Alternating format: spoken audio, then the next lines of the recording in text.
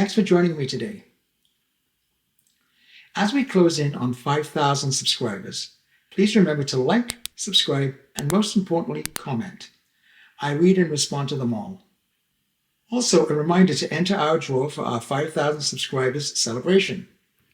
If you watch the brief video on the channel, all the information to enter is there. You will not have to jump through hoops. And 2 great prizes, a Regaplaner 3 turntable with exact cartridge, and the new DG Original Source Bruckner Symphony No. 4 with the Chicago Symphony Orchestra conducted by Daniel Barenboim.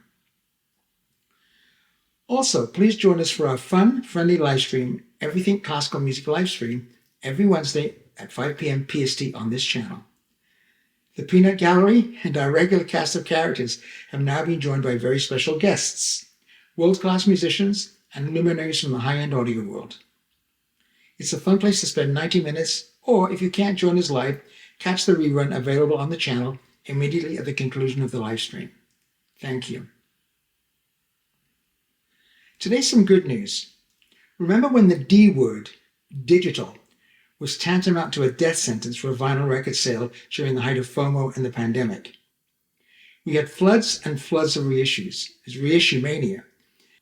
And if the record wasn't AAA cut from the original analog tapes, all was lost. The AAA on the hype sticker was what I looked for. Only if it was a record I really wanted and the original master tape was toast and a digital step was the only way, well then, yes, begrudgingly. Very begrudgingly. Happily, that's changing. As I was thinking about this video, I realized I had at least 10 knockout records that had at least a digital step in the remastering. Some for the reasons I mentioned, some just because that's the way it was originally recorded. Let's face it, digital is in our analog future. There's no getting around it. 95% or more recordings are recorded digitally. Very few pure analog.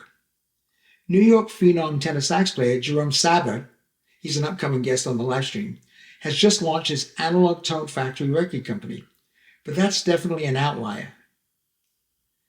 Now, I'm not talking vinyl pressed from an MP3 file or a CD. I'm talking the same care and quality that produces many cut from AAA, just now with the help of a computer. As such, integrating a digital step in the remastering chain was not the kiss of death it once was. I'm going to show you 10 examples today of superb recent LPs that, for one reason or another, contains a digital step. For each example, I'll tell you about how digital was implemented and the sound in general. I hope this video will begin to alleviate digital anxiety. I've had it, and researching this video has helped me rid my digital prejudice. Of course, every DAC used in remastering is different, so just like an all-analog record, each release must be taken on its own merit. As usual, it comes down to the expertise of the remastering engineer. And we have some giants remastering the records I'll show. So let's get to the good stuff. 10 really superb vinyl records that have a digital step of some sort in there. Now, when they say fix it in the mix, that phrase, never a truer phrase was said in making digital recordings on vinyl, some of the very best analog pressings. And that's always because of the remastering engineers. In these 10, the superb mastering engineers have succeeded. As such, analog fans, you can buy with confidence. Let's begin with a superb one-step from Impex. Here's the front cover. Spectacular production by the folks at Impex. So this was remastered by the great Bernie Grunman. And originally it was from Jennifer Warnes' own analog tapes, but those were taken from an original digital recording. And it sounds absolutely heavenly, just beautiful, rounded instruments, great vocals, no digital artifacts of any type. As I say, it's all down to the remastering engineer. I've received records from Warner Brothers, right from Amazon, probably pressed from a CD or an MP3 file. I remember the Elgar Cello Concerto with Jacqueline Dupre. It was just dreadful. I sent it back immediately. These are not like that.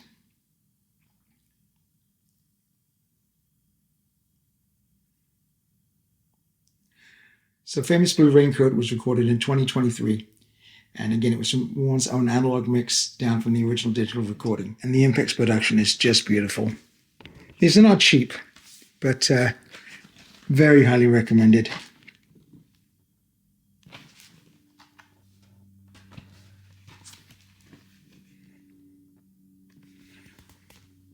Great notes and comprehensive with extra tracks.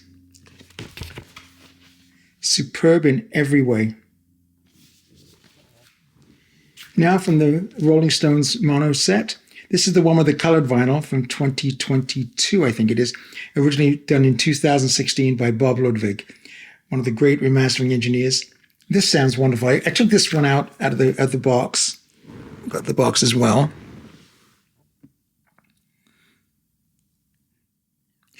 Because it's my favorite Rolling Stones album. I specifically love Lady Jane. I love the recording, the sound. This is the first recording where the guys were writing their own music, and it's a kind of a fully formed Rolling Stones album. And Lady Jane, sung by Mick Jagger, with Brian Jones on the dulcimer, hammered Appalachian dulcimer. It's just an amazing sound, and all the timbres are so unique, and they sound wonderful. And there's wonderful bass, great driving rhythms. So yeah, this is Bob Ludwig at his very, very best. You know, amazing. And the reason it was from DSD is because the tapes were all over the world and in horrible shape. So it had to be done by digital. And that's exactly what I mean. You know, sometimes there are no choices. And boy, this is one of the very, very best.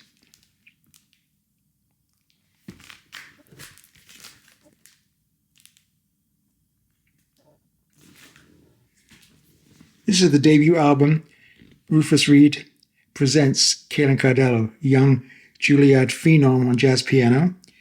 This was executive produced by Michael Fremer and digitally recorded live. The file was 9624, and this was mastered by Bob Ludwig. Michael sent it to Bob Ludwig, could you do it for us? And it was, I think it was his last album before he retired. It's a masterpiece, just beautiful.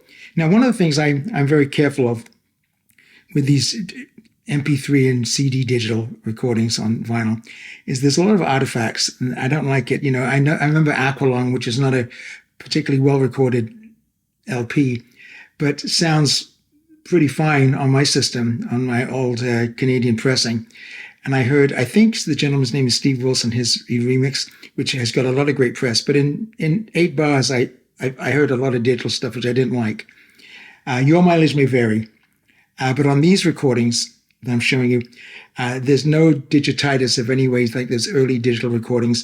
Sometimes frequency shouts and front edge of an instrument a little bright. No, none of that. This is a wonderful album, highly recommended. Sounds like the very best analog recordings, just absolutely gorgeous. You won't be able to tell the difference. I don't think so. And here's the label. Just a beautifully presented LP. Highly recommended. Made our dream list, the Audiophile dream list. It's so good. This was an interesting choice. Animals by Pink Floyd.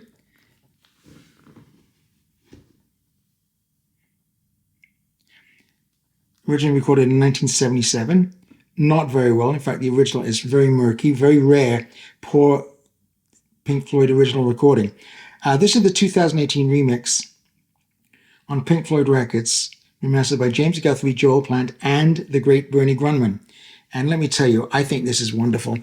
It's got mixed reviews when it first came out. It does not sound like the original. Well, I'm glad it doesn't sound like the original. This one has bass and dynamic drums and great vocals, and some of the background sound effects in dogs, just exceptional. And of course, it has the great cover that's been kind of reimagined, the famous Battersea Power Station. I loved it for very musical reasons, and I think if you hear this, you will too. And you put it up against even an English pressing. I mean, I've got a Canadian pressing of it. It was just very dark and kind of dingy, not very well done. This is amazing. This great Steely Dan, Two Against Nature. This is recorded by Roger Nichols digitally in Pro Tools, then cut to analog tape.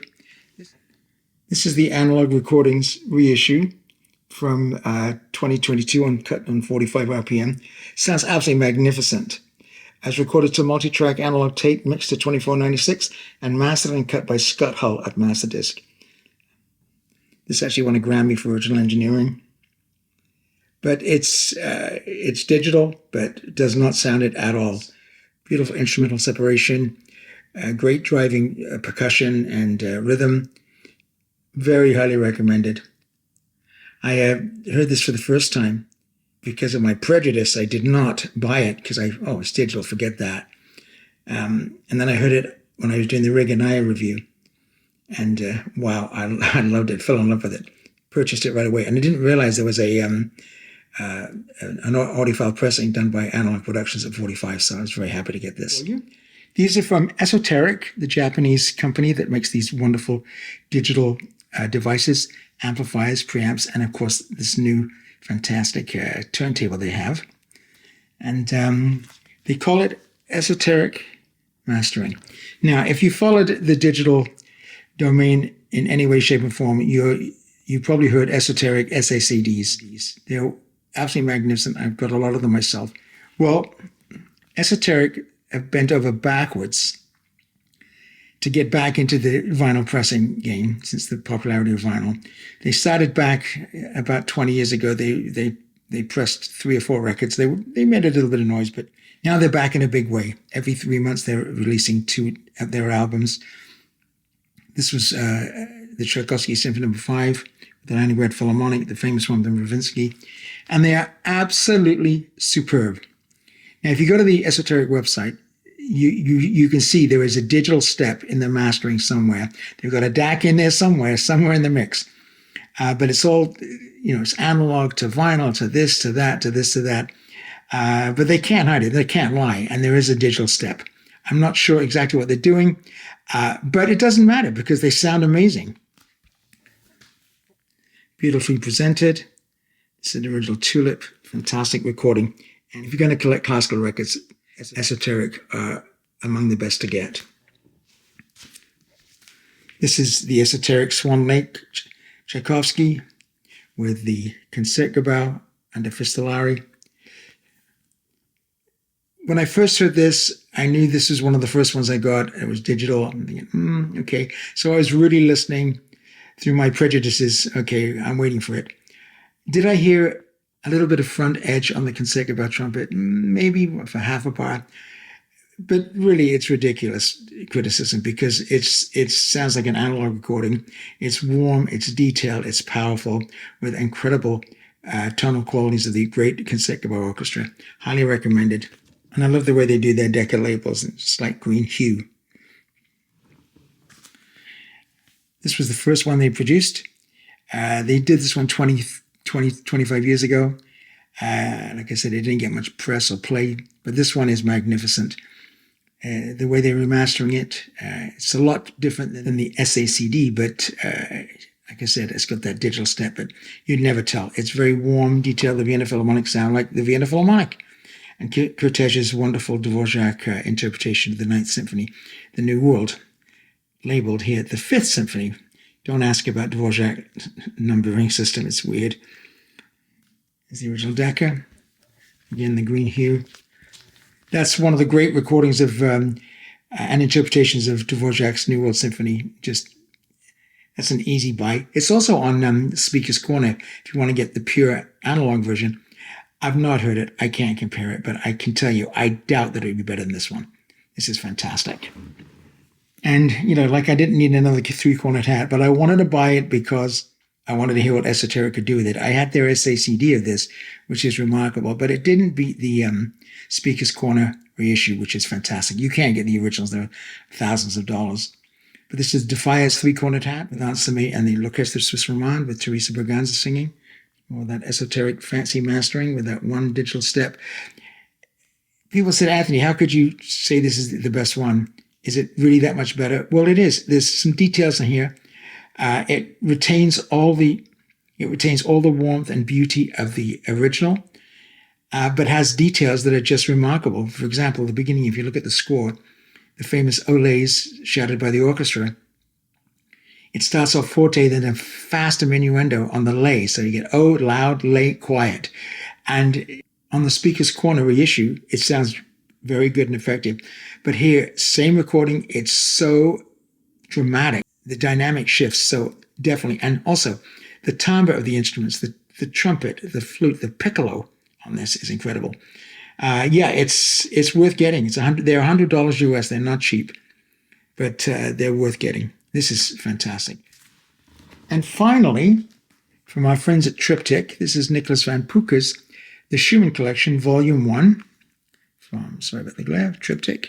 There's Nicholas, a highly talented Dutch pianist. Triptych do the most beautiful presentations. They're pressed beautifully. Now, Brendan Heinz was a guest on our show last night, on our live stream, every Wednesday at 5 p.m. PST. And I asked Brendan basically how he recorded this and how it's so beautifully analog sounding. So the chain was for this DPA 406A mics to Veritech custom cabling to merging happy converter running at 35232, that's 16 times CD quality, via custom CAT7 cables to a Paramix DAW, and that's about it, a very clean signal path.